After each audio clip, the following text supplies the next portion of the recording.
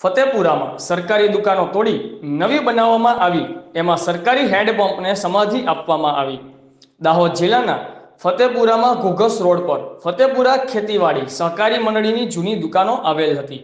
એ દુકાનો તોડીને નવીન બનાવવામાં આવી, જેમાં અચરજભરી વાત છે કે ખેતીવાડી મંડળી દ્વારા જે જૂની દુકાનો આગળ સરકારી જમીનમાં સરકારી હેન્ડપંપ આવેલ હતો, ત્યાં ફતેપુરા ખેતીવાડી સહકારી મંડળીએ નવી દુકાનો બનાવી છે।